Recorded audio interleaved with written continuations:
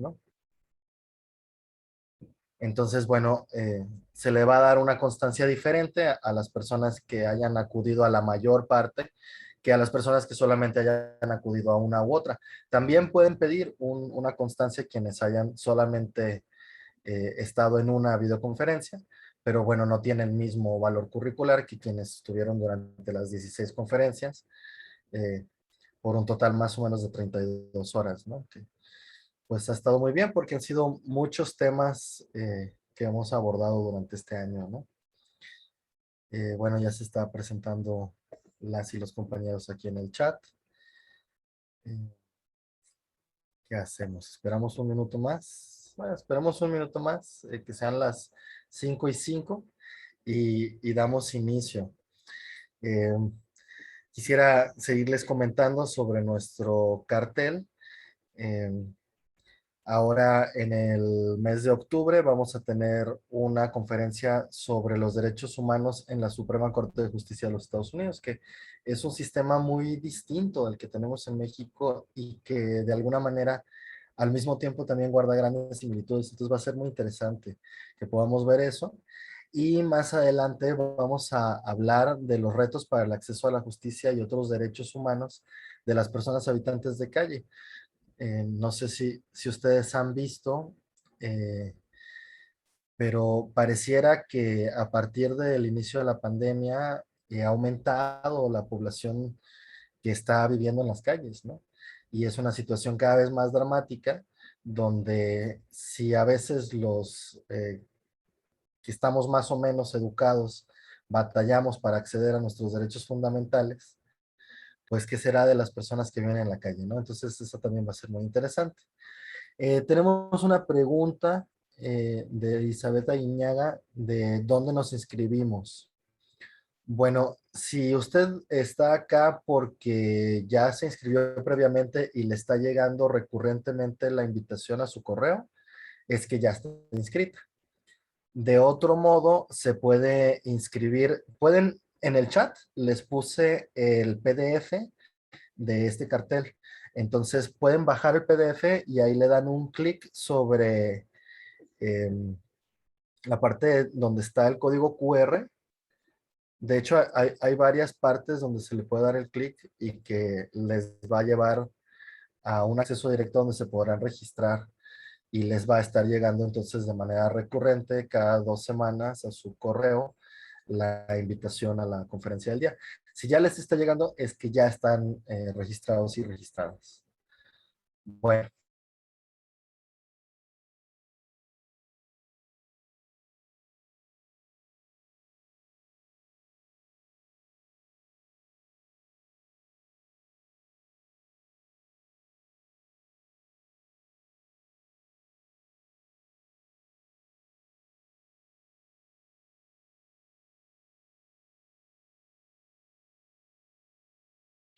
Perdón, ya no se escucha.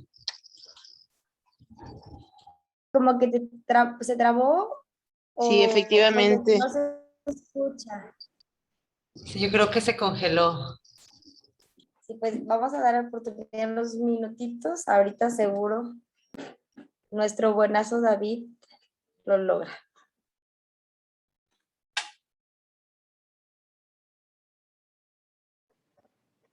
De hecho, ya no aparece ni siquiera ay, ¿cómo se dice? Está presente en la conferencia. Sí, yo creo que se salió para volver a entrar como para destrabar y regresa. Ahorita ingresa. Gracias, Mariana. Le voy a mandar un mensaje. No, pues de qué. Qué gusto saludarte, Rosita. Gracias, igualmente.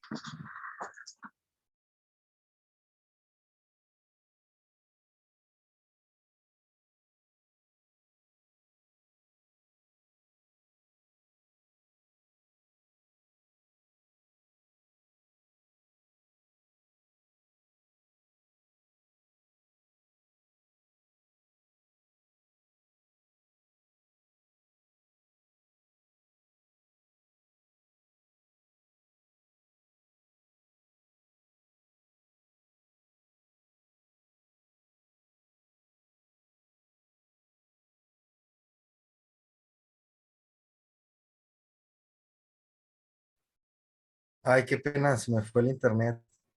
Les pido una disculpa. Es como una conspiración que siempre a esta hora se me va el internet todos los días. Eh, ya lo estoy compartiendo de mi celular.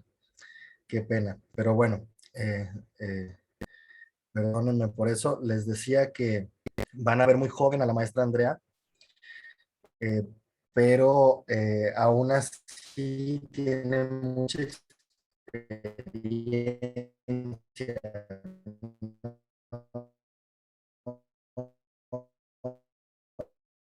Ahora falla el audio. Es una persona que desde muy temprana edad en el estado, en este caso, sí, es por lo mismo la conexión, que podamos escuchar bien a la maestra. Entonces, bueno, ella es abogada por la Universidad de Bucaramanga, es maestra en Derechos Humanos por la Universidad Autónoma de San Luis Potosí y tiene estudios de maestría en Gestión y Administración Pública, también por la Universidad Autónoma de San Luis Potosí. Eh, Ha trabajado en la Gobernación de Santander, en Colombia, como abogada asesora en materia de víctimas del conflicto armado. Trabajó en la Corporación Crecer de Bucaramanga, Colombia, como investigadora auxiliar del Juez de Derechos Humanos del Programa Universitario de Derechos Humanos de la UNAM, en la sociedad civil, ella participa, y actualmente es encargada del área de innovación y desarrollo del DIF municipal de la ciudad de San Luis Potosí. Entonces, bueno, muchas gracias, Andrea. Una disculpa por estas situaciones técnicas, pero bueno, te escuchamos. Es una conspiración para que no me presentes, no te creas. Bueno, muy buenas tardes a todas y todos. Me da mucho gusto estar aquí. De antemano les pido una disculpa, que por ahí de repente se escuchan mis perras ladrando, pero bueno, esto es una ventaja, desventaja de la nueva normalidad. Desventaja que se nos presentan estos inconvenientes del internet, de los perros, del ruido, pero también es una ventaja pues porque podemos estar desde nuestros lugares, desde nuestras casas y así compartir quizás como en un ambiente como más privado y eso también es una ventaja. Entonces, pues bueno, entre la conspiración que se escuchó o no se escuchó, yo les cuento que soy Paola Pedraza, soy colombiana, vivo aquí en México hace como unos 7 años más o menos y bueno, me titulé de la licenciatura en Derecho en Colombia, pero la maestría la hice acá en México y bueno, también he trabajado como en algunas instituciones acá. Y pues el día de hoy me invitaron a que les compartiera el tema de las medidas cautelares de la Comisión Interamericana de Derechos Humanos. Yo les cuento que este tema más o menos yo lo he trabajado desde la universidad, desde la licenciatura. Es un tema del sistema interamericano que a mí personalmente me gusta mucho y como les voy a compartir quizás adelantándome un poco en las conclusiones, es un tema que en materia de derechos humanos sirve como un repertorio, como un referente para abrir ciertas puertas para seguir en las luchas internas de los países.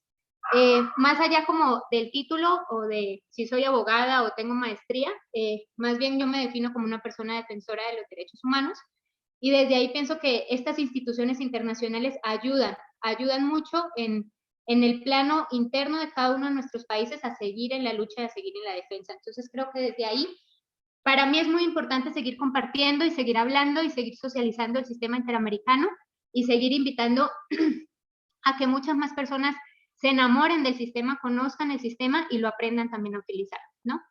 Entonces, pues bueno, esa es como la introducción de lo que vamos a hablar el día de hoy, pero antes ya vi que algunas personas empezaron a presentar en el chat, pero no sé con quiénes estoy, no sé ante quiénes estoy, entonces me gustaría que no se presentaran de manera individual, sino que algunos de ustedes o la persona que quiera escriba en el chat quiénes son ustedes de manera grupal, quiénes son, por qué están aquí. ¿Alguien que me pueda compartir ahí en el chat? Les leo. O si alguien quiere abrir su micrófono y su cámara, también está válido. Buenas tardes, maestra. Buenas tardes. Hola, saludo a todas y todos. Yo soy Luis Alberto Anaya. Honestamente, esto fue un accidente feliz. Me equivoqué en el horario de la maestría y la verdad es que decidí quedarme. Además, me da mucho gusto digo, tener el placer de escuchar a una persona colombiana con quien creo que México tiene una gran afinidad en costumbres, en gustos, bueno, en el idioma no, ¿verdad? Aprendí mucho viendo Betty la Fea, lo confieso, que es lo más colombiano popular que conocemos acá, pues, pero creo que Colombia es un país avanzado en muchas cosas y creo que el crecimiento que desgraciadamente tuvieron a raíz de, digo desgraciadamente, la cuestión del narco que hubo en los 80s y 90s, los hizo crecer mucho como país. Eso fue lo bueno, pues, lo rescatable. Y creo que en materia de derechos humanos ustedes crecieron muchísimo y hay mucho que aprenderles. Y bueno, mi trabajo es ser, no sé si existe algo parecido allá. Yo soy actuario judicial, que es básicamente un notificador con fe pública acá. Trabajo en un juzgado civil y digo, me da mucho gusto haberme equivocado porque seguramente habrá mucho que escuchar y aprender. Es todo. Muchas gracias, Luis Alberto. Por aquí vamos a estar. Cualquier cosa, pues abre tu micrófono y bienvenido. ¿Alguien más que nos quiera compartir quiénes son ustedes? Como grupo, ¿qué característica comparten? ¿Nadie más se anima? Todos trabajan en el Poder Judicial, me imagino, ¿verdad? Así es, efectivamente. Muy bien. Pues bueno, si alguien se anima, ahí está el chat para que puedan escribirme y puedan compartirme un poco más de ustedes. Me voy a permitir compartir mi pantalla. A ver si lo logro. Aquí.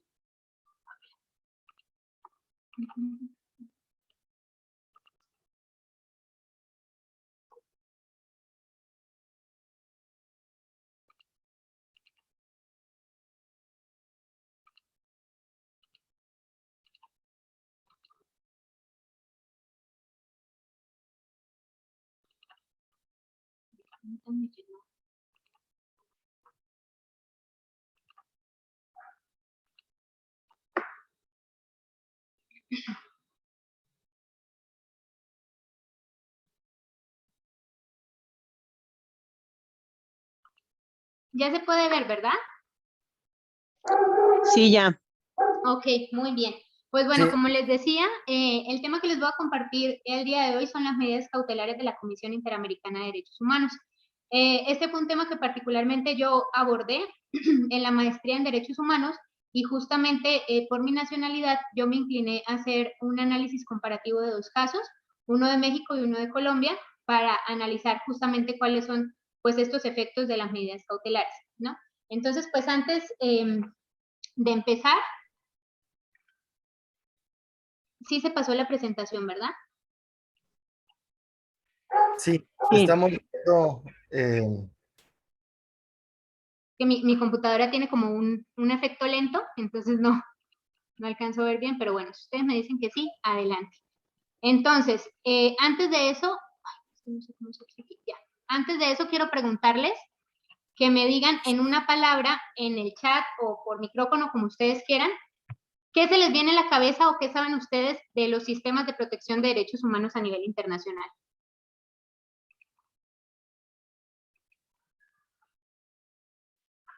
¿Alguien tiene alguna idea? ¿Se le ocurre alguna cosa? Son servidores públicos, nos dice David. Muy bien. ¿Alguien ha escuchado o ha estado familiarizado? O si no está familiarizado, ¿qué se le viene a la cabeza cuando hablamos de sistemas de protección de derechos humanos? ¿Qué se les ocurre?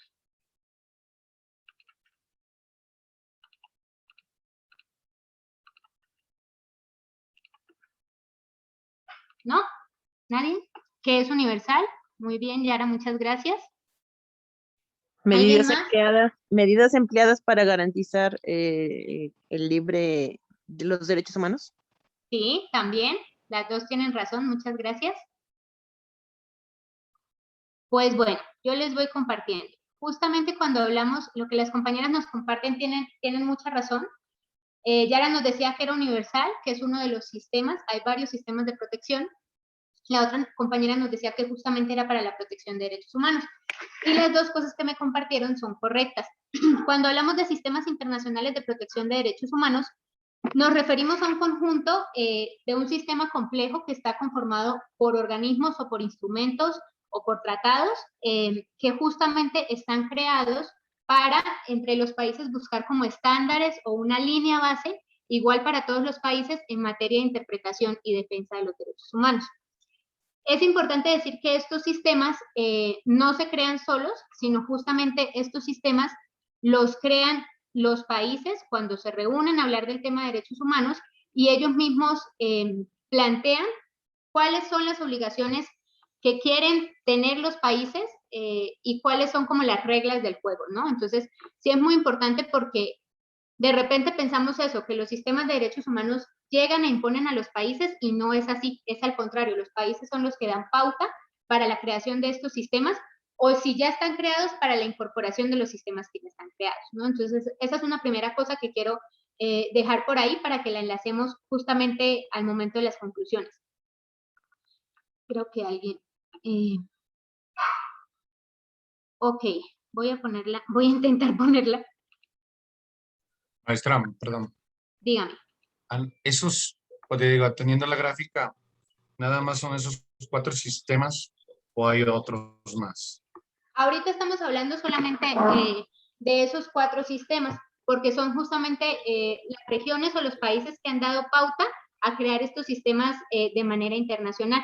Como nos comentaba Yara, estos sistemas, vamos a hablar como justamente de estos 4. El primero y quizás el más conocido es el Sistema Universal de Protección de Derechos Humanos. Ok, nada más tantito. Entonces, por ejemplo, para Asia, o lo que conocemos el Medio Oriente, ellos en todo caso se rigen por el sistema europeo. Y ahorita por lo de Afganistán y esas circunstancias que en un momento dado están dejando ver que su intención es proteger los derechos humanos de todo ese país. Y me llama la atención que en todo caso ellos en qué sistema entrarían. Sí, justamente ese es un tema muy importante porque hay países como los del Medio Oriente, Asia o incluso Estados Unidos que no se han adherido a ninguno de los sistemas. Y por tanto, esto lo que hace es justamente dejar en desprotección a las personas que están en su jurisdicción, porque justamente lo que buscan los sistemas de protección es ser como un auxiliar para cuando en los países que están adherentes a estos sistemas no funcionan o algo sucede en materia de derechos humanos, es como otra instancia donde puedan recurrir. Y justamente lo que sucede con los países que no tienen un sistema o que no están adheridos a ningún sistema es que las personas de su jurisdicción no tienen como ese recurso extra, ¿no? Entonces, justamente del sistema universal, pues es lo que más conocemos que es la ONU, que justamente este sistema universal está regido por la Carta de las Naciones Unidas, por la Declaración Universal de los Derechos Humanos, por algunos pactos como el Pacto Internacional de los Derechos Económicos, Sociales y Culturales y su protocolo facultativo. Y justamente lo que hace el sistema universal es como plantar como las líneas generales en materia de derechos humanos. Sin embargo, adicional al sistema universal, se crearon también unos sistemas regionales, que estos sistemas regionales justamente es el Sistema Interamericano de Derechos Humanos, que tiene que ver con todo el continente americano, el Sistema Africano y el Sistema Europeo de Derechos Humanos. Justamente, por ejemplo, el Sistema Europeo tiene el Tribunal de Derechos Humanos, el Tribunal Europeo de Derechos Humanos, el Sistema Africano tiene la Corte Africana de Derechos Humanos, y en el Sistema Interamericano tenemos la Corte Interamericana y la Comisión Interamericana de Derechos Humanos. Y justamente en este sentido, me voy a pasar a la siguiente diapositiva, pero no sé si me deja mi computadora. Ya. Como les decía, el sistema universal es el que pone los límites o la línea base de donde los sistemas regionales tienen que avanzar o tienen que tener en cuenta esa línea universal. Les pregunto, ¿por qué creen ustedes que es importante tener, aparte de ese sistema universal, sistemas regionales adicionales? Nosotros, por ejemplo, en América Latina tenemos el sistema interamericano, pero también nos regimos por el sistema universal. ¿Por qué es importante tener sistema universal y tener sistemas regionales? ¿A alguien se le ocurre? Bueno, pues es por obviamente el tipo de población, de cultura es diferente. Entonces no es lo mismo las necesidades de una región a otra, y obviamente por eso se desarrollan esos sistemas regionales. Creo que esa es la causa. Súper bien, Antonio, diste ahí en el punto y por aquí Brunilda también nos está diciendo para atender las necesidades específicas de cada población y justamente por eso se crean los sistemas regionales. Está el sistema universal que nos da la línea base, pero los derechos humanos, aunque son universales, no son iguales para todas las personas porque depende del contexto, de las necesidades, de las características de la población. Entonces sí es importante tener estos sistemas regionales que, como dice Brunilda y como dice Antonio, atienden a las necesidades particulares y al contexto de los continentes y de los países que se adhieren a estos sistemas. Entonces, en este sentido,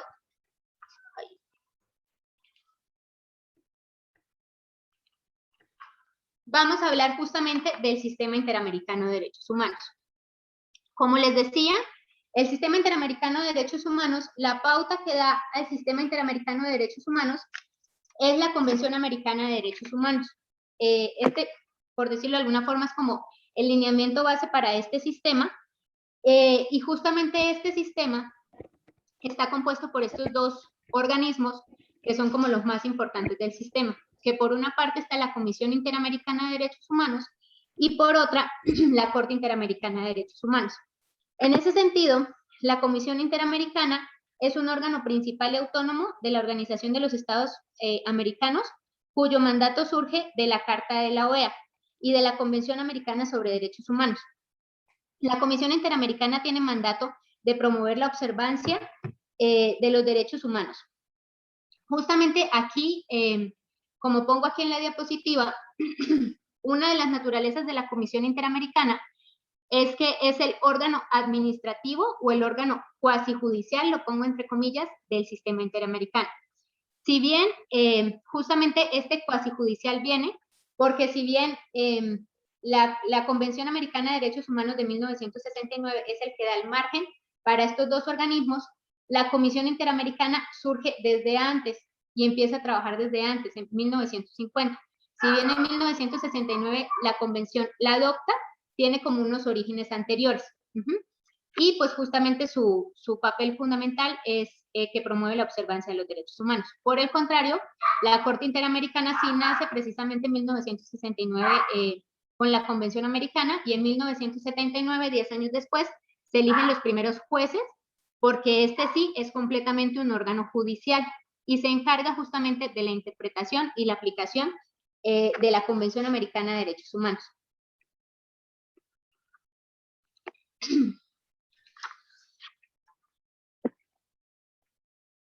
Entre las funciones principales de la Comisión Interamericana de Derechos Humanos está recibir, analizar e investigar peticiones individuales. Ya les explico más o menos qué son estas peticiones individuales. Publicar informes especiales sobre la situación de derechos humanos. Realizar visitas en los países para analizar la profundidad de la situación de derechos humanos. Puede ser que los países le llamen o que por alguna forma, por presión internacional vayan o porque sea un caso muy sonado, como por ejemplo la Comisión Interamericana estuvo aquí presente en México para hacer unas observaciones respecto del caso de Ayotzinapa. También realiza informes específicos sobre derechos humanos, sobre algunos temas particulares, entre otras, pero una de las más importantes pues es justamente esto de las peticiones individuales y las medidas cautelares.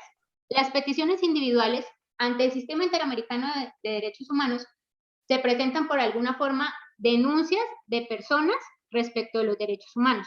Estas denuncias las llamamos peticiones individuales. Aunque la Comisión y la Corte son órganos del sistema, funcionan de manera diferente. Pero por decirlo de alguna forma, en cuanto a las denuncias, que son estas peticiones individuales, el proceso es que primero van a la Comisión y después la Comisión sí dictamina que de fondo sí tiene como lineamientos para que la Corte intervenga, la pasa a la Corte. Es decir, si alguien quiere ir a la Corte Interamericana, no puede ir directamente, sino primero tiene que pasar por la Comisión. Aparte de esto, de las peticiones individuales, otra de las medidas importantes son las medidas cautelares. Y por el contrario, la Corte tiene sí una función jurisdiccional, que son las sentencias ya en los casos y también ponen unas medidas provisionales y también tienen una función consultiva. A ver, maestra, perdón. Dígame. Bueno, yo tenía otra idea, o no sé si es la misma, nada más que ahorita la entendí de otra forma. ¿Te puede regresar la misma lámina? Sí la puedo regresar, pero no la sé regresar. Espéreme, lo intento. Sí, a ver si se puede. Que mi computadora está un poco lenta.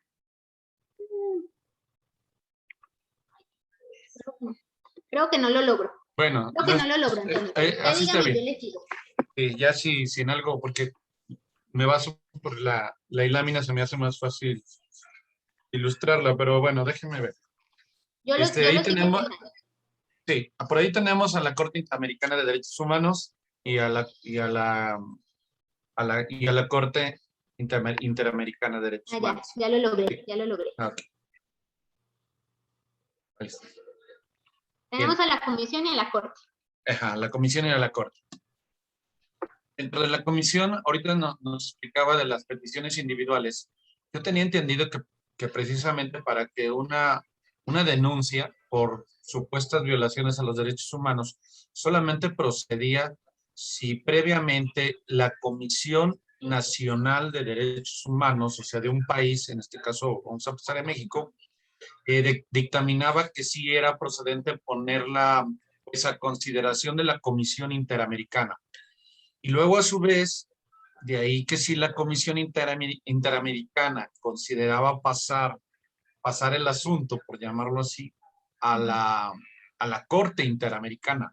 O sea, pero que solamente queda sujeto ya a las instancias respectivas, no a petición de parte de forma individual. Y vamos a poner ahorita así de una vez caso concreto. Lo que nos está pasando allá en Yucatán con un chico que por ahí llegaron a privarle de la vida, no recuerdo su nombre. Que ese asunto que ahorita como que está muy resonado y uno dice, bueno, esto terminará en la Corte Interamericana o terminará en la comisión.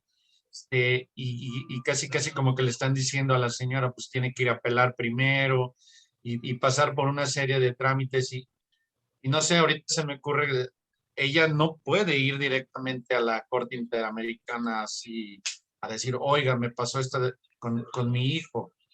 Pero Dígame. quería que primero nos dijera el proceso de Claro, denuncia individual. claro, es súper importante lo que acabas de decir, Antonio. El sistema interamericano se basa como en varias cuestiones para admitir un caso, pero una de las cuestiones justamente es, primero, que las personas hayan agotado todos los recursos internos en el país. Si no ha agotado los recursos internos, al amparo, la denuncia, lo que sea, la Corte o la Comisión Interamericana en este caso lo puede declarar inadmisible. Sin embargo, por las características propias de los sistemas judiciales de América Latina de algunos países, la Comisión y la Corte han dictaminado que justamente si ha pasado, entre comillas, y es un concepto que se puede ver en varias denuncias de la Corte Interamericana, un plazo razonable y las instancias internas no han dictaminado nada al respecto o se logra probar que está muy lento el proceso, sí pueden acudir aunque no se hayan agotado las medidas internas. Justamente la Corte habla de este plazo razonable porque justamente, por ejemplo, en Colombia, voy a poner el caso, ¿no? Se presenta alguna denuncia y pasan 8 años, 10 años y nada pasa, ¿no? Entonces, justamente aunque no se hayan agotado los recursos internos, sí pueden acudir. No precisamente tiene que dar el visto bueno en la Comisión Nacional, sino las personas pueden acudir justamente eso. Si ya agotaron todos los recursos y no obtuvieron alguna respuesta, pueden acudir, o si haciendo algunos recursos ya ha pasado como un plazo razonable, justamente pueden acudir. No es que como de una vez, para tener una sentencia de fondo. Sin embargo, justamente están los temas que vamos a hablar hoy, que son las medidas cautelares, que aunque no hayan agotado los recursos internos, las personas sí pueden ir directamente para tener una medida cautelar. O sea, sí lo pueden hacer, pero justamente de eso vamos a hablar. ¿Qué son las medidas cautelares? Díganme ustedes, ¿qué son las medidas cautelares? Son medidas precautorias o provisionales que sirven para mantener en la materia o el acto y no se vean vulnerables o de difícil de reparación con posterioridad. Muy bien, Antonio. ¿Alguien más que me pueda compartir qué son las medidas cautelares? Restricciones o algunas limitaciones. También puede ser. También son Para restricciones. proteger a las personas afectadas. Para protegerlas o justamente para evitar que mientras se resuelva de fondo se cause algún daño, ¿no? Y justamente en el sistema interamericano comparten el mismo concepto que ustedes me acaban de dar. Son estas medidas precautorias que buscan que antes de resolver de fondo o que se dictan antes de resolver de fondo justo para evitar que la materia o en este caso las personas se vean afectadas de aquí a que se resuelva el fondo del asunto, ¿no? Entonces, las medidas cautelares en el sistema interamericano tienen dos nombres y esos nombres dependen de la instancia que realiza estas medidas. En el caso de la Comisión Interamericana sí se llaman medidas cautelares y en el caso de la Corte Interamericana se llaman medidas provisionales, pero aunque su nombre cambie, es lo mismo, son medidas cautelares o precautorias para evitar que se realice un daño a la persona antes de resolver de fondo. Estas dos medidas tienen un fundamento diferente y tienen un proceso diferente. Las medidas cautelares ante la Comisión Interamericana las puede presentar cualquier persona que inclusive no tenga un caso o no haya iniciado un caso. Es decir, una persona que tiene un riesgo y que no quiere ni agotar los sistemas internos ni ir al sistema interamericano, pero que sí quiere tener esa protección. Suele suceder mucho con comunidades indígenas que solamente quieren la protección inmediata, pero no quieren ir al fondo, ¿no? Entonces puede ser cualquier persona que tenga o no tenga un caso que solicite esta medida ante la comisión. Y justamente estas medidas cautelares en la comisión tienen fundamento en su reglamento interno. Por el contrario, las medidas provisionales de la Corte Interamericana sí se tienen que dar para personas que tengan un caso en la Corte. O la excepción es que la comisión haya dictado una medida, el Estado no la haya cumplido y la comisión vea que es un caso grave, la puede pasar a la Corte. Pero no cualquier persona que no tenga un caso puede pedir una medida provisional en la Corte. Esa es como la diferencia. Si la persona quiere solicitarla sola, va a las medidas cautelares de la comisión. Solo quien tiene un caso abierto, sí puede, en la Corte puede solicitar estas medidas provisionales. Y estas medidas provisionales tienen fundamento en la Convención Americana de Derechos Humanos. Es muy importante esto. Las de la Comisión Interamericana tienen su fundamento en el reglamento interno de la Comisión y las de la Corte Interamericana tienen su fundamento en la Convención Americana de Derechos Humanos.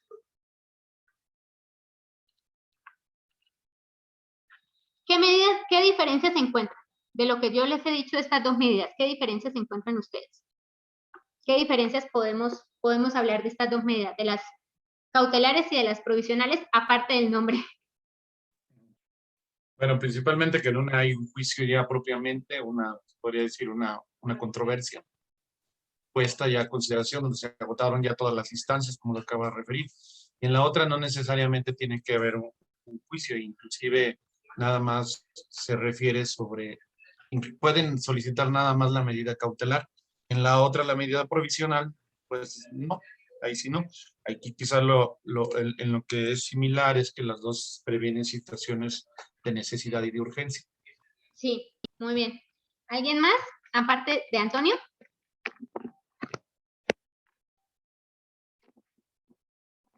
Bueno, justamente aquí podemos hacer como una tablita que tiene que ver con lo que decía Antonio. En las cosas que se parecen y en las cosas que no se parecen. En las cosas que se parecen, justamente es que las dos, independientemente de quién las active y en qué momento las active, ayudan a evitar daños graves o irreparables en materia de derechos humanos. Las dos se parecen en eso. Las dos se parecen en que son instrumentos del Sistema Interamericano de Derechos Humanos. Hay una diferencia en que si se dictan o no dentro de un proceso, y justamente las provisionales sí se dictan dentro de un proceso y las cautelares no. Que tienen fundamento en la Convención Americana, solo las provisionales. Y la otra diferencia, que justamente es de lo que O sea, todo esto que les he hablado es el contexto, pero esto de la obligatoriedad del cumplimiento es de lo que tiene que ver esta sesión que yo les estoy compartiendo. No se discute, para nada se discute, si las medidas provisionales de la Corte son obligatorias para los estados. Sí son obligatorias. Pero hay un gran debate en si las medidas cautelares son o no son obligatorias. Y eso es lo que vamos a ver a continuación.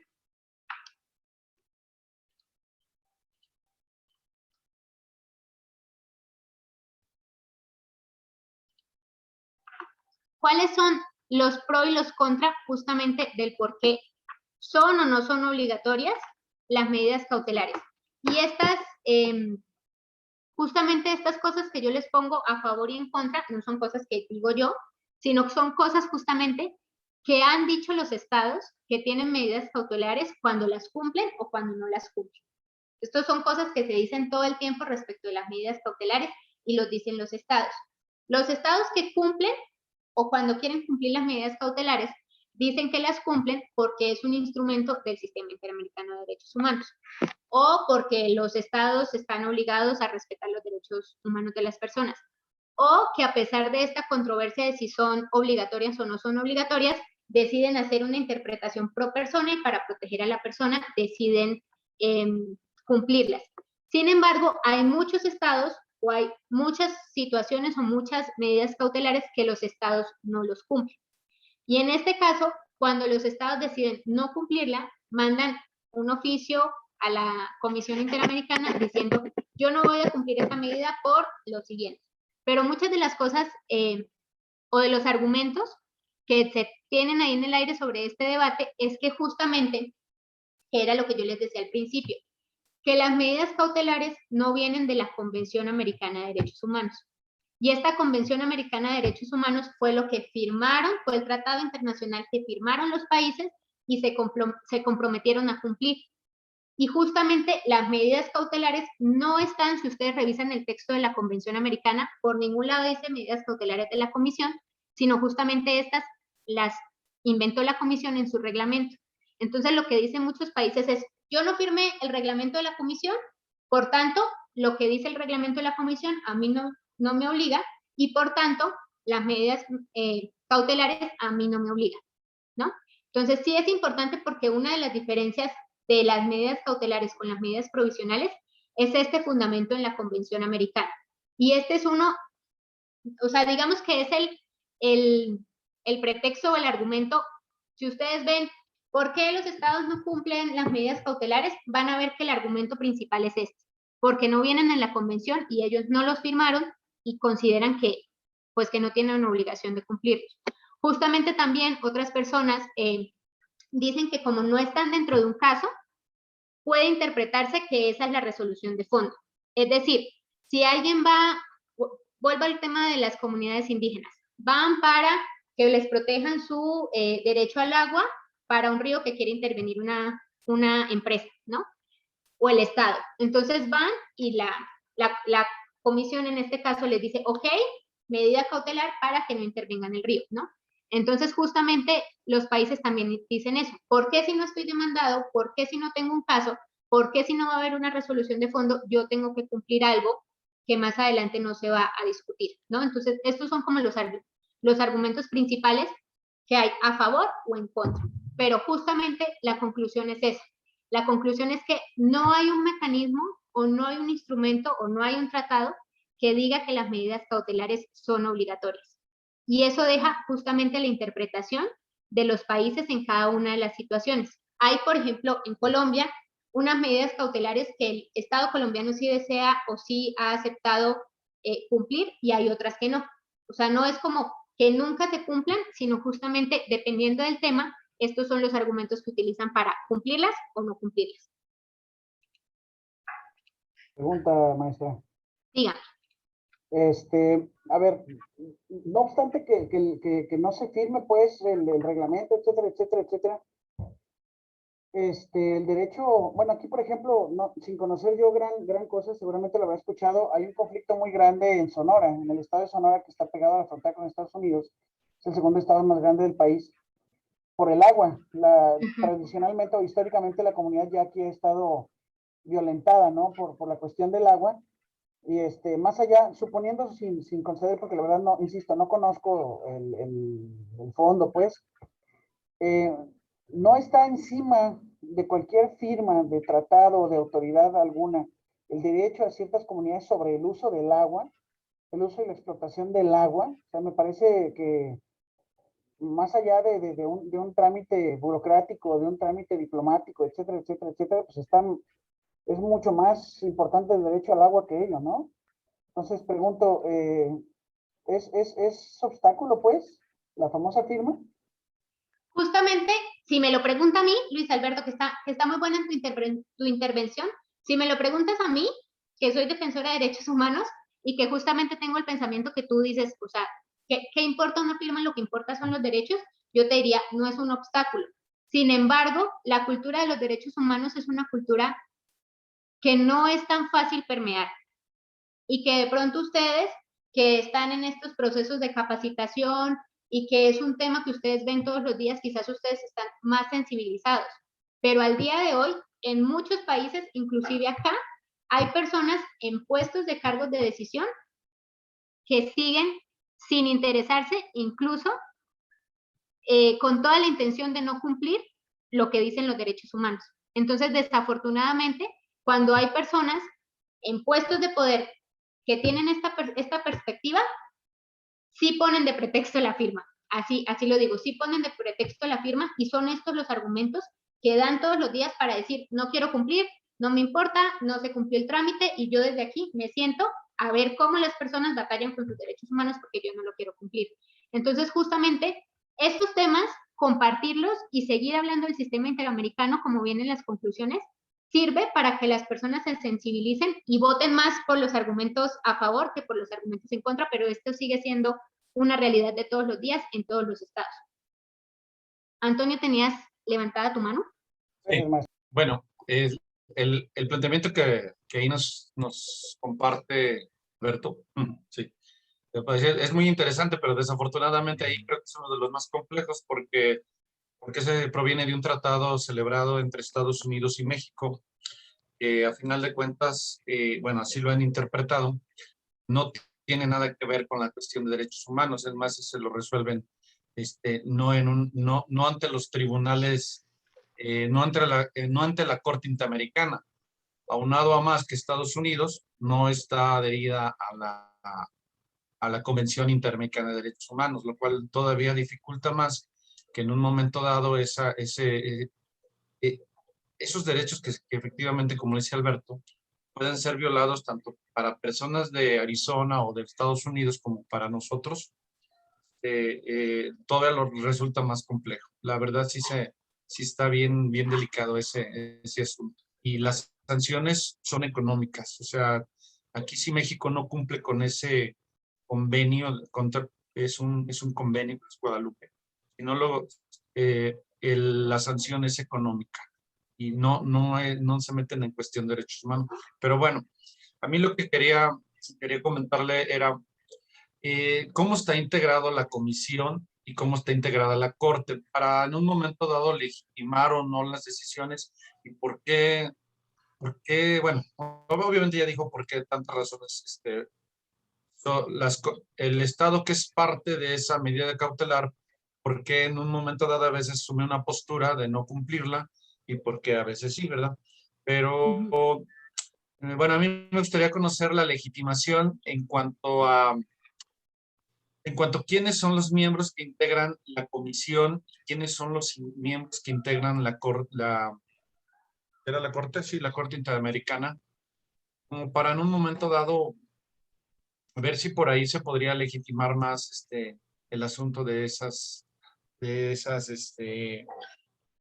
¿cómo se llama? Medidas cautelares.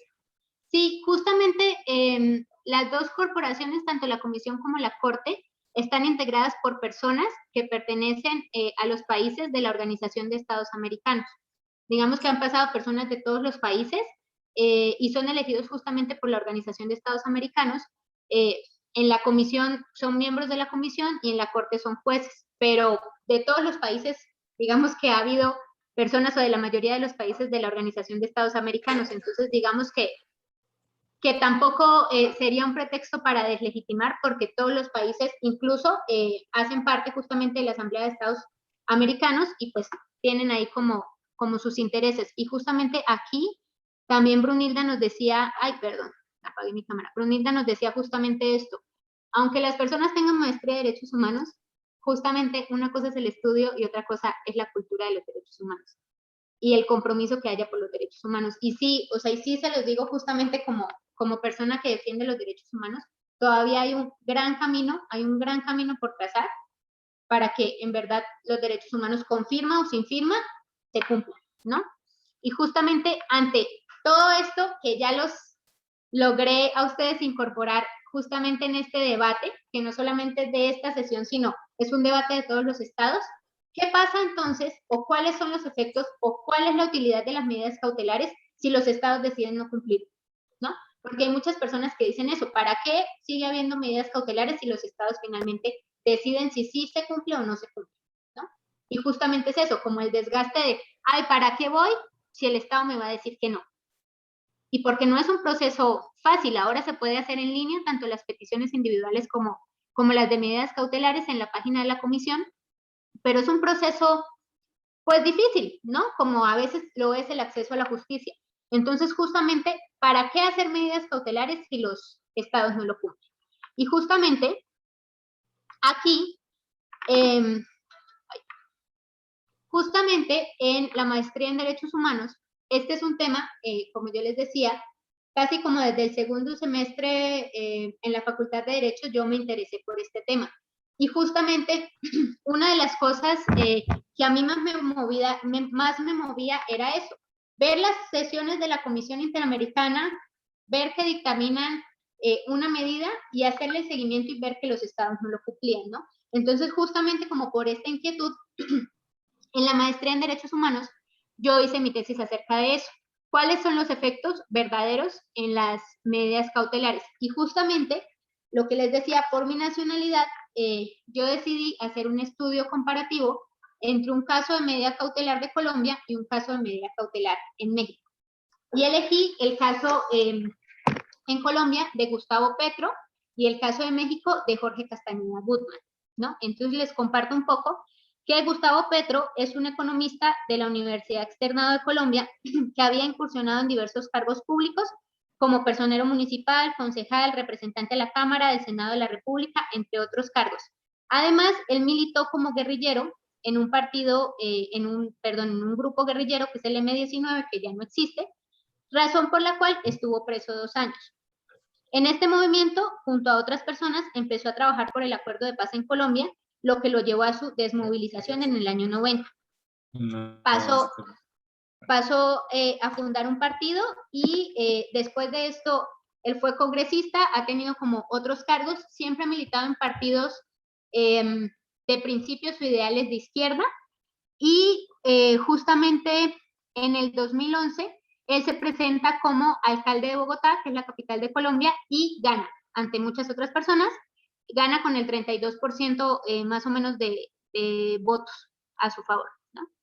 Y por el otro lado, pues Jorge Castañeda Guzmán, que es una persona mexicana, él fue secretario de Relaciones Exteriores de México durante el periodo presidencial de Vicente Fox. Ha incursionado en la academia y política teniendo los siguientes cargos: profesor de varias universidades como la UNAM, la universidad, entre otras, pues. En su carrera política estuvo vinculado con la izquierda y asesoró algunas campañas presidenciales como la de Cuauhtémoc Cárdenas y Vicente Fox. Después renunció a su cargo de secretario de Relaciones Exteriores para solicitar su registro como candidato independiente a las elecciones presidenciales del 2016. Justamente estas dos personas, el caso que fue una de las cosas por las que elegí, fue un caso que se estaba debatiendo sobre derechos políticos. Los elegí similares en los derechos para que fuera como más fácil de analizar. Y justamente el antecedente de los casos es que Gustavo Petro en Colombia, él se lanzó alcalde de Bogotá, gana con el 32%, y en el 2012 él implementa como un sistema de recolección de basura diferente al que estaba. y para implementar este sistema de recolección de basuras, él emite como un par de decretos para justamente crear esta nueva empresa de recolección de basuras. Sin embargo, estos decretos son analizados por la Procuraduría General de la República en un proceso de única instancia, donde en este proceso lo someten a la pena máxima de la Procuraduría, que es la destitución, y lo destituyen de su cargo. Justamente lo destituyen en el 2013, cuando lleva apenas como un año en el cargo de alcalde de Bogotá. Y lo que Gustavo Petro hace es intentar como ciertos recursos internos, puso tutelas, que en Colombia es tutela y aquí es amparo, puso varios amparos, puso varios procesos judiciales internos, pero aparte de esto, también solicitó medidas cautelares ante la Comisión Interamericana que le fueron otorgadas. Y en estas medidas cautelares, la comisión dijo, hay que restituir a Gustavo Petro a su cargo de alcalde porque le están violando sus derechos políticos.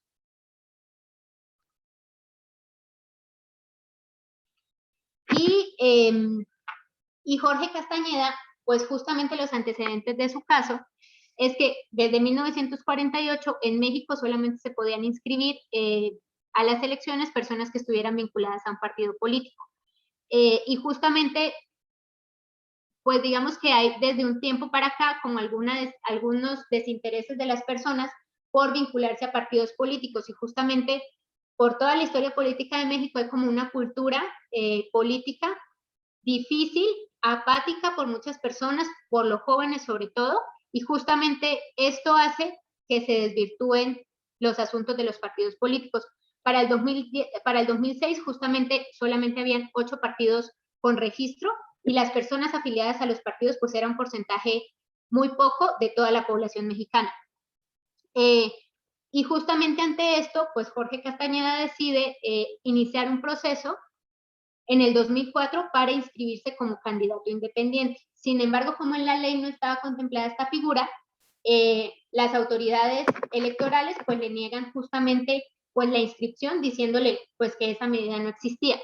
Y Jorge Castañeda ante esto decide ir a la Comisión Interamericana pidiendo una medida cautelar, y la Comisión Interamericana le dice que sí, y lo que le ordena al Estado mexicano es inscribirlo de manera provisional, mientras se resolvían como los procesos de fondo. Entonces, justamente estos dos casos son importantes porque son de derechos políticos, son situaciones complicadas las dos, y en los dos la Comisión Interamericana les dio la razón, ¿no? Pero vamos a ver qué pasó. Justamente, antes de pasar a la siguiente diapositiva, Brunilda nos pregunta si pueden sancionar al Estado y emitir recomendación por término para el cumplimiento de la recomendación. Cuando son resoluciones de la Comisión, no hay ningún mecanismo para exigirle a los estados que lo hagan en un tiempo determinado. Sin embargo, cuando son resoluciones de la Corte Interamericana, justamente porque su sustento viene de la Convención, sí hay estos términos, sí hay estos plazos y sí hay mecanismos, por decirlo de alguna forma, de coacción para los estados. De nada, Brunilda, yo los voy leyendo aquí en el chat. Entonces vemos estos dos casos, que los dos, justamente como les comentaba, a los dos la Comisión Interamericana les dio la razón y les dijo, ok, vamos a proteger provisionalmente sus derechos, y a Gustavo Petro lo regresan a su cargo y a Jorge Castañeda lo inscriben como candidato independiente provisional. Fueron resoluciones muy buenas, si uno las lee, la verdad, los argumentos de la comisión para darles estas medidas cautelares fueron muy buenas. Sin embargo, lo que sucedió es que tanto el Estado colombiano como el Estado mexicano decidieron decir que no iban a cumplir estas medidas cautelares. Y justamente en el caso colombiano, el 19 de enero, una vez conocida la decisión, el presidente de la República, tanto en un informe rendido a la comisión, como a través de una rueda de prensa a nivel nacional, manifestó que no cumpliría con la resolución de la medida cautelar, dejando en firme como estos eventos que había hecho la Procuraduría General, y diciendo justamente que Petro tenía que abandonar sus funciones como alcalde de Bogotá. Y justamente es muy importante porque, como les decía, teniendo como tanta importancia el tema de los derechos humanos, El presidente en ese turno salió en una rueda de prensa nacional diciéndole prácticamente a todo el mundo, tengo una resolución de la comisión y no me importa y no la voy a cumplir, ¿no? Justamente, ¿qué mensaje estamos dando de los derechos humanos? Y lo mismo pasó en el caso de México. El caso de Petro fue en el 2013, el de Castañeda fue en el 2005. El Estado mexicano le dice que no lo puede, que no lo va a inscribir como candidato provisional porque esa figura no existe en México. Esa fue como la razón que dio para no cumplir justamente con la medida de Castañeda. Entonces, justamente, mi análisis en la tesis de grado, pero más allá del análisis de la tesis de grado, que es un análisis que yo hago al término de la vida y que justamente me gustaría como invitarlos a ustedes a hacerlo, es justamente analizar el valor de estas medidas cautelares, porque si no son cumplidas, y ya vimos en estos dos casos y en muchos otros casos, que el Estado sale con una mano adelante y una mano atrás a decir, la tengo pero no la cumplo, entonces, ¿para qué seguir teniendo medidas cautelares? ¿O qué efectos o qué pasa con las medidas cautelares cuando los estados dicen que no las cumplen? ¿Qué se les ocurre a ustedes? ¿Qué pasa? ¿Qué pasa en materia de derechos humanos? Justamente en estos casos cuando el Estado decide no cumplirlas. Este mensaje de desinterés institucional respecto de lo que se supone que el Estado contrariamente dice y tutela, ¿no? Que dice, bueno, pues entonces que si el Estado mexicano, que es el órgano de mayor autoridad en el país, decide incumplir eso, pues que cualquier autoridad podrá hacerlo y no habrá ninguna repercusión. Sí, justamente, Luis Alberto, es muy importante y por eso yo les hacía mención justamente de este mensaje que da el presidente de Colombia cuando sale en rueda de prensa nacional a decir, la tengo pero no la cumplo.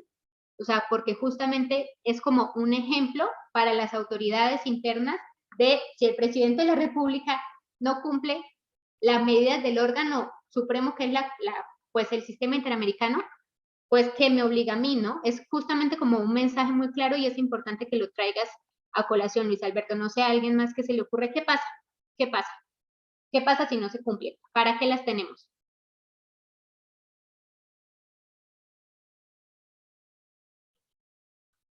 Les comparto mientras tanto que yo tenía como este pensamiento, sí, como frustrante que nos comparte Luis Alberto, ¿no? Que justamente, pues, ¿para qué tenerlas si no se cumple? O sea, ¿para qué? ¿Para qué las tenemos? ¿Para qué seguimos defendiendo el sistema interamericano? ¿Para qué nuestros países tienen que dar dinero también para que este sistema se sostenga si a la larga nadie lo va a cumplir?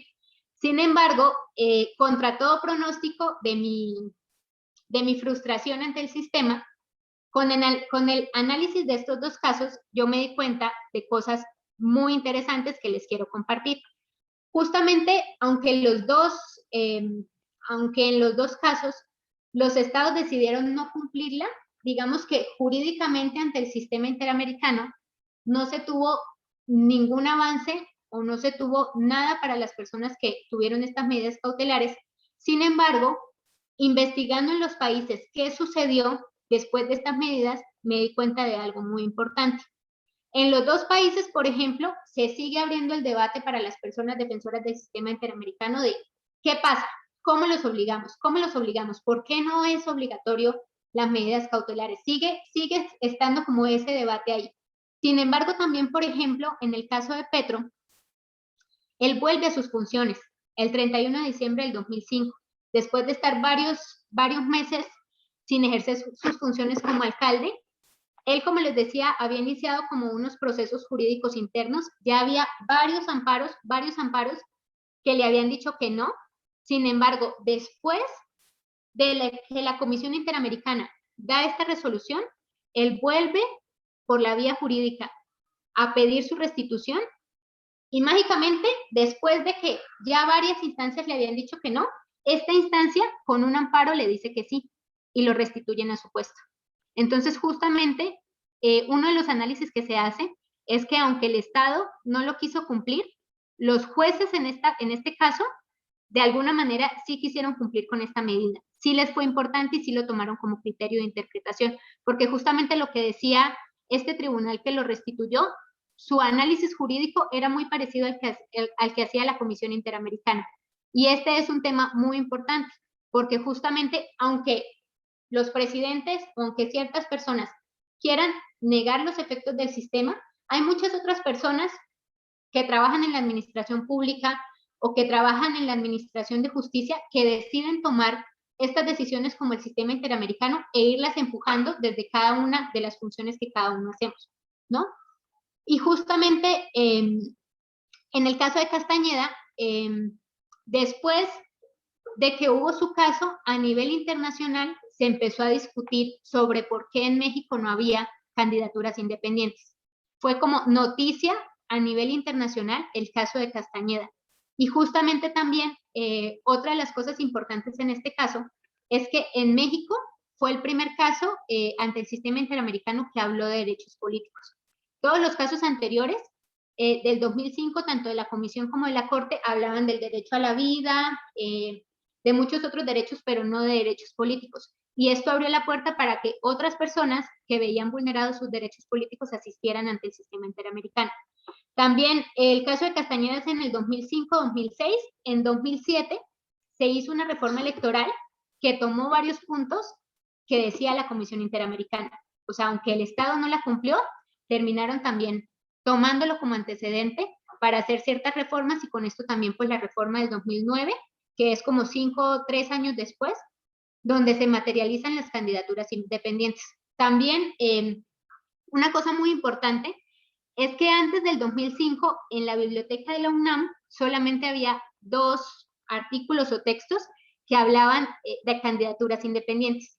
Y después del 2005, con esta resolución de la Corte, se empezó a hablar muchísimo y se empezó a producir mucha literatura a nivel universitario sobre las candidaturas independientes, y el antecedente era el caso de Castañeda. Entonces, justamente, yo les quiero compartir esto, que fue como prácticamente la conclusión de mi tesis, y que lo sigo viendo ahorita, ¿no? Porque justamente, y como un poco para contrastar la participación de Luis Alberto y este sentimiento también yo de frustración que tenía con el sistema, es que el sistema interamericano y particularmente las medidas cautelares sí tienen efecto, aunque los estados las nieguen, aunque los estados no las quieran cumplir. Y justamente, como le decía a Brunilda, ¿no? Muchas veces el sistema interamericano no tiene mecanismos para obligar a que los estados cumplan. Y esto pues es desafortunado, y pues tenemos que seguir empujando que esto se cumpla. Sin embargo, pues ante el incumplimiento de los estados, sí estas medidas en todos los casos, o sea, estos son como 2 casos que yo analicé, pero sí en todos los casos tienen diversos efectos. Por ejemplo, en el caso de Gustavo Petro, después de que se dio la resolución de la Corte Interamericana, de la Comisión, perdón, a la par más o menos, se hizo todo un movimiento que duró casi 3 meses, un movimiento social, en donde los jóvenes se organizaron. En Colombia les decía que el amparo se llama tutela, y organizaron un movimiento que se llamaba el tutelatón. Y todos los jóvenes que querían presentar una tutela para proteger a Gustavo Petro podían bajar de internet el formato, lo llenaban con sus datos y los presentaban. Y se presentaron innumerables tutelas que justamente su fundamento era lo que decía la Comisión Interamericana. Y fue como todo un proceso social que se hizo. Y justamente como yo les decía de la producción de artículos en la UNAM, pues finalmente son artículos y documentos universitarios, pero justamente ese efecto, después de la resolución de la comisión, hizo que se abriera el debate sobre las candidaturas independientes. Y esto justamente, lo que a mí me permite ver, y lo que a muchas personas que trabajamos en temas del sistema interamericano, es a no dejarlo, porque justamente el sistema interamericano, aunque sea débil, aunque no, aunque se cumpla, aunque no, sirve, por decirlo de alguna forma, como un repertorio, como un útil más, una forma, un camino para seguir abriendo, porque aunque no se cumpla, sí el efecto después de una resolución de la comisión cambia totalmente, o no como las personas esperan, pero sí hay un efecto, o sí hay varios efectos mediáticos, sociales, jurídicos, de política pública, aunque los estados decidan no cumplir. Voy a leer aquí. ¿Maestra? Sí, dígame. Bueno, sí, bueno, lo que usted está comentando es ciertamente así es, y así pasó, y seguramente en todas las medidas cautelares que se han dictado en otros asuntos. Sin embargo, yo creo que más que todo se pone en evidencia al Estado o al gobierno, como, bueno, ahorita frente a la opinión pública, no solo nacional, sino internacional, imaginemos cualquier país, en este caso pues, se analizó tanto a México como a Colombia, ante la prensa, a final de cuentas estábamos frente a un gobierno que no obstante que un organismo internacional protector de los derechos humanos había determinado que había una violación a un derecho y había dictado una medida cautelar. Esa situación resulta incómoda a cualquier gobierno que sea. Entonces, quedaría siempre como en duda, oye, pues es que entonces nuestro gobierno está haciendo las cosas mal, está violentando los derechos humanos, no quiere atender lo que un órgano internacional ya le está diciendo. Y yo creo que esa es la parte más fuerte, la parte moral pública, que en todo caso cualquier estado que no quiera cumplir hasta una recomendación, sabemos, hace rato alguien preguntó si había vinculación en algunas y cuáles eran. Algunas cosas no son vinculatorias, pero basta con que si alguien te lo está diciendo, significa ya que las cosas las estás haciendo mal. Y eso es más que suficiente para que una sociedad se dé cuenta que entonces mi país, mi gobierno, mi estado no están haciendo las cosas bien. Que no lo quieran cumplir, bueno, pues desafortunadamente a lo mejor no hay los mecanismos o las formas todavía efectivas para hacerlo, pero yo creo que basta con que te digan, es que tu gobierno mexicano hiciste mal esto y estás mal en esto. A lo mejor ahorita le dan la vuelta, como pasó en esto, igual Colombia, le dan la vuelta con tal de perjudicar o quitar a ciertas personas incómodas, pero el día de mañana, ¿qué hacen o qué hicieron? No, vamos a recomponer nuestra ley, o al menos ya sientan las bases o los principios rectores que en un momento dado, como usted dijo, lo retoman de los mismos argumentos o razones que dio la comisión, y yo creo que ahí está la efectividad. A lo mejor no como un mecanismo así muy definido, pero yo creo que desde ese momento, ya ahorita y cada vez más, va a ser más efectivo. Pero bueno, ese es mi comentario. Antonio, muchas gracias. Y creo que eso tiene referencia a lo que nos comparte por aquí Luis Alberto también en el chat, ¿no?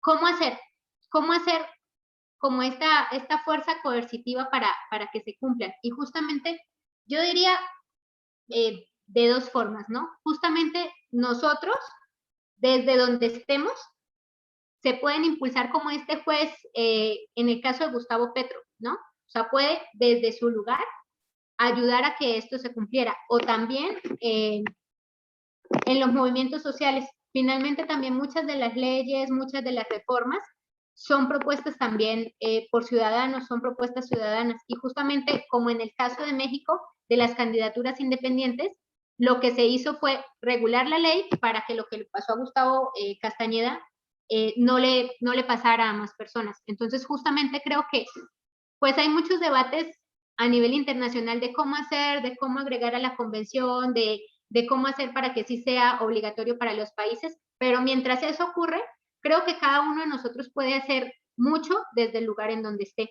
Y creo que justamente ustedes que están en el Poder Judicial tienen sobre todo muchos más instrumentos para hacer que estas resoluciones del sistema interamericano sean incorporadas paulatinamente a las resoluciones de justicia en las que ustedes trabajan. Por ejemplo, también está el caso muy sonado de Campo Algodonero, aunque este sí fue una resolución, una sentencia de la Corte Interamericana, pero justamente estas cosas han ayudado a que los jueces o a que las personas del Poder Judicial argumenten sus decisiones basados en criterios del sistema interamericano, tanto de la Comisión como de la Corte, ¿no? Entonces creo que mientras se resuelve internacionalmente si son obligatorias o si no son obligatorias, creo que justamente cada uno de nosotros, si queremos hacer algo por los derechos humanos, creo que echarse un clavado a las resoluciones del sistema interamericano funciona mucho, ¿no? Justamente para argumentar decisiones de materia de derechos humanos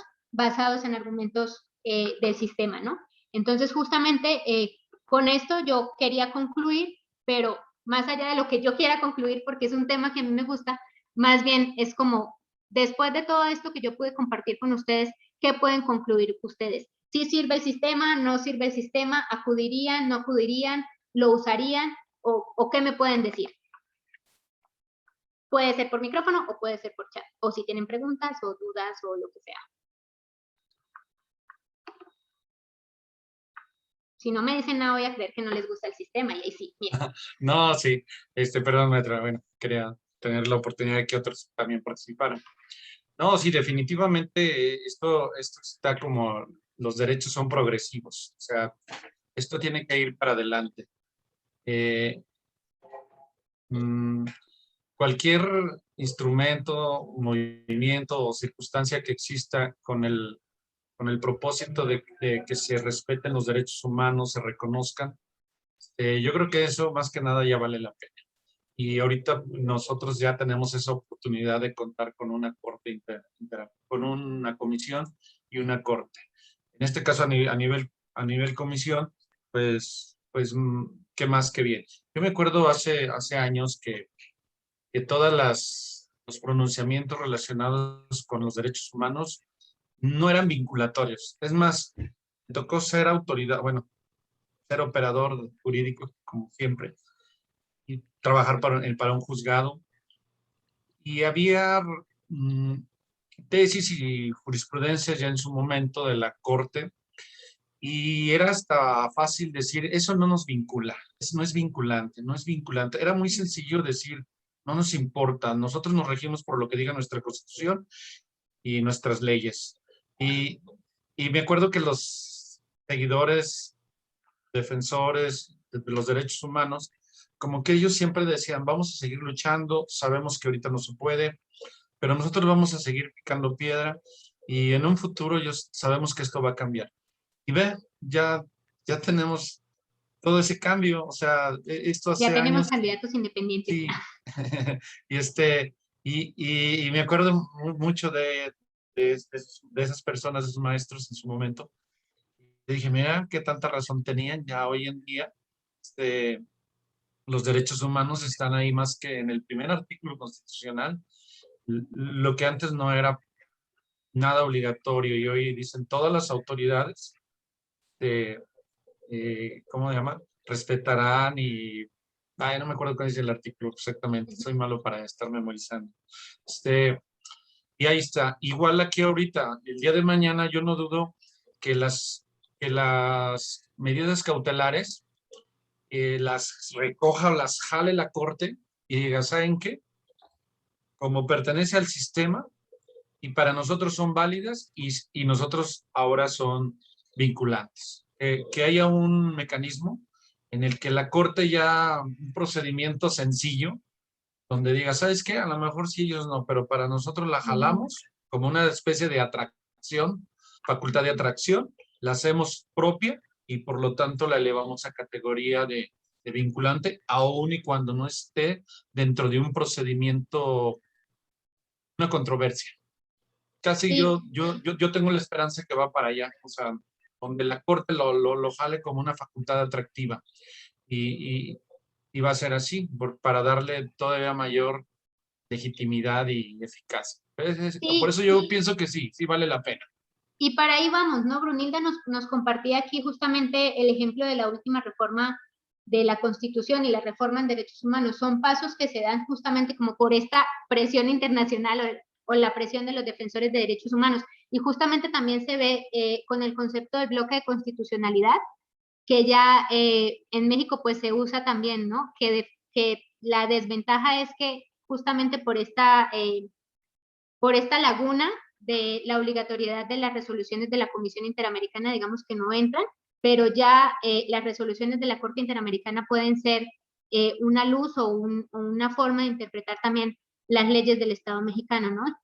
Y justamente creo que de eso se trata, ¿no? De avances, aunque Brunilde también acá nos comparte que justamente también es un escudo lo de la progresividad, pero digamos que ahí tenemos que seguir empujando, que seguir avanzando y que sobre todo seguir utilizando estos recursos que tenemos, que son como los del sistema interamericano. Entonces, pues bueno, hasta aquí creo que va mi intervención.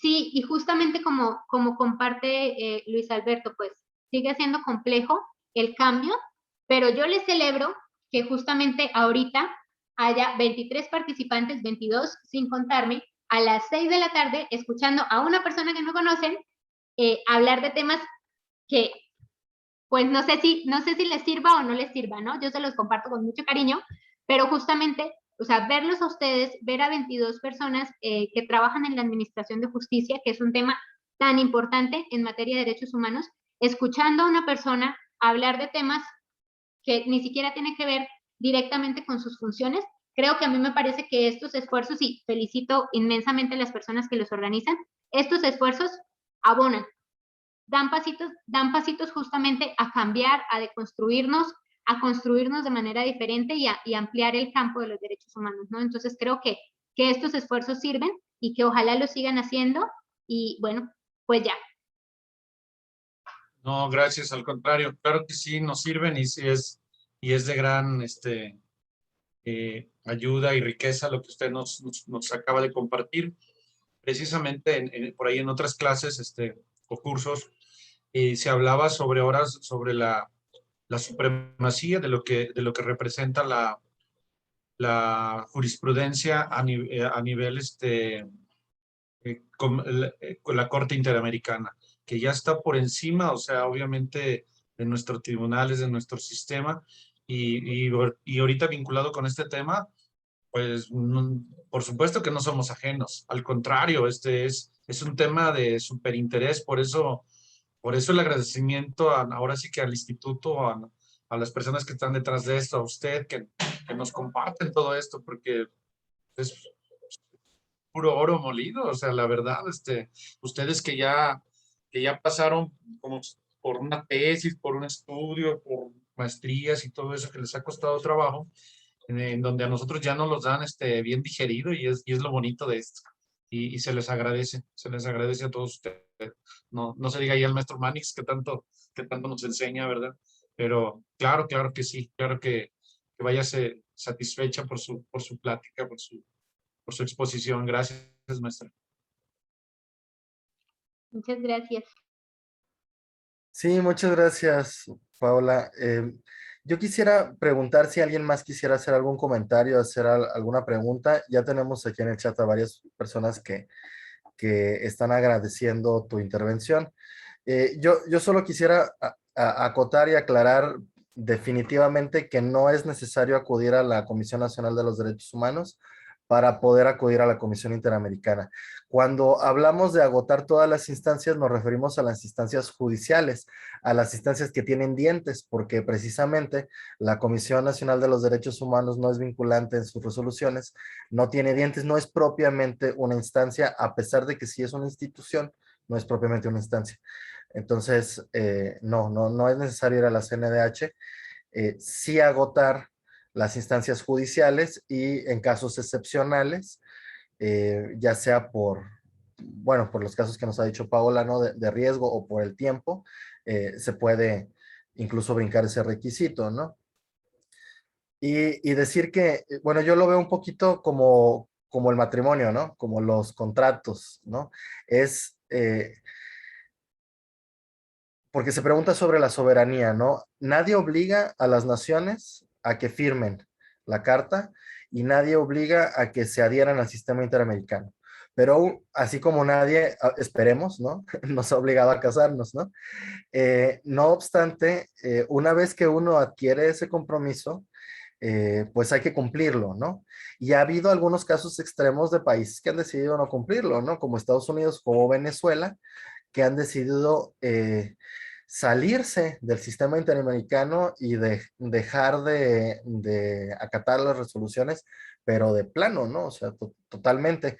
Eso, pues sí, depende de la situación de cada país, del estado de cada país. América es una zona muy diversa, ¿no? Una región del mundo muy diversa donde las condiciones políticas varían mucho de país en país, ¿no?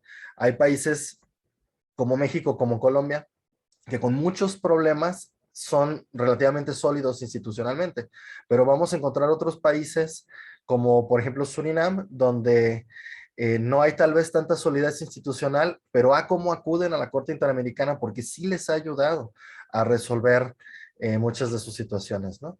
Entonces, bueno, esos son los comentarios que yo quisiera dejar sobre la mesa.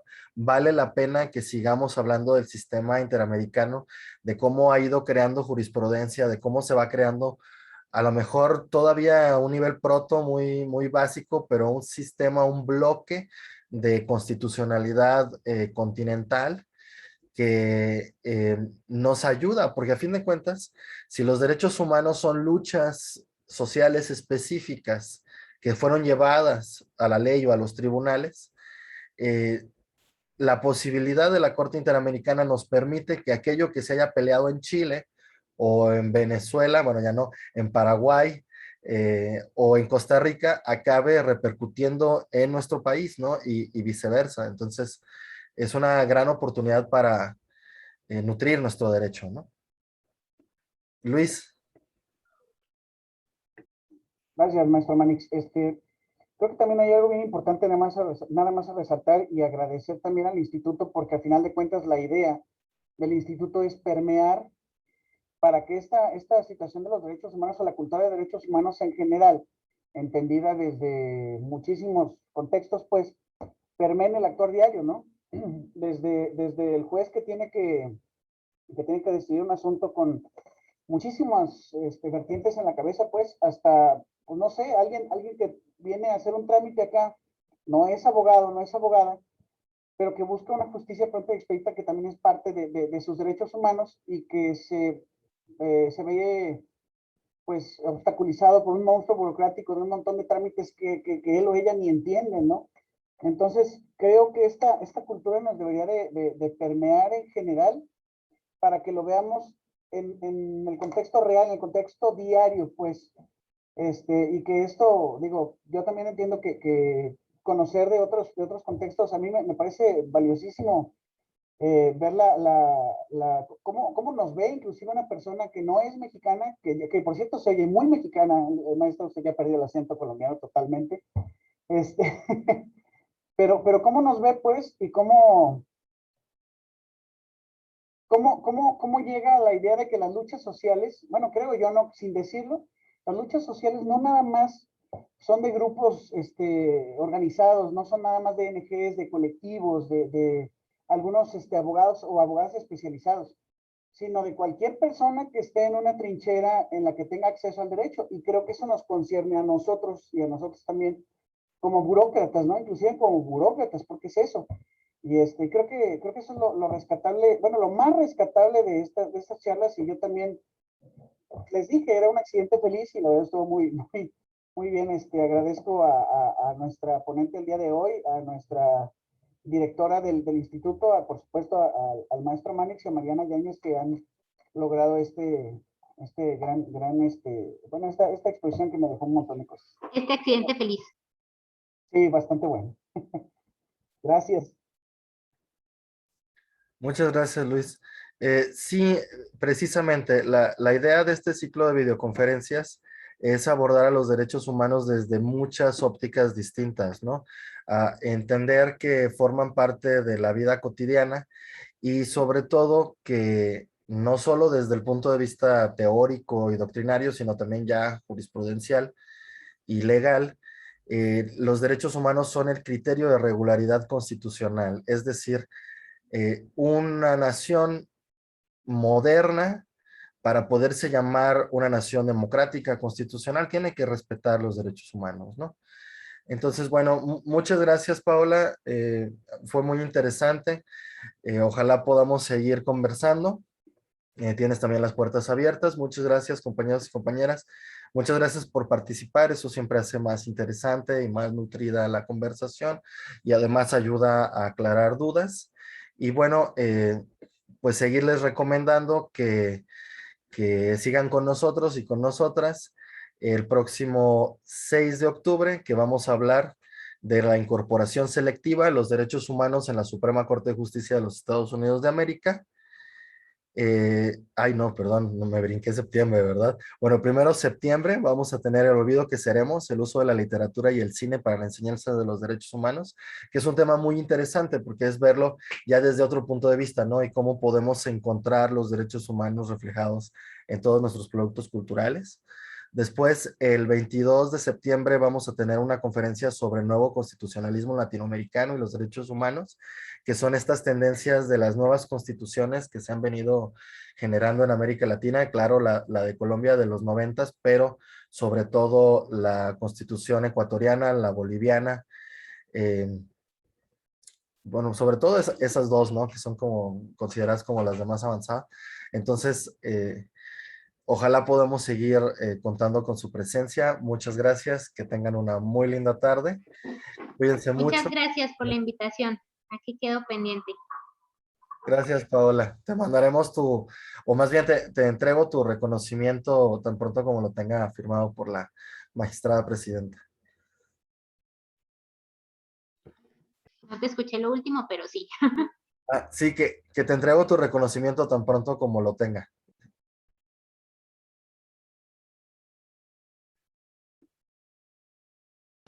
Otra vez no escuché, pero sí. Bueno, quién Está bien. sabe qué estará pasando. Pero bueno, linda tarde a todos y todas. Cuídense mucho, por favor.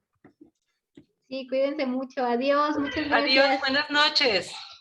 Buenas noches, gracias. Gracias, buenas noches.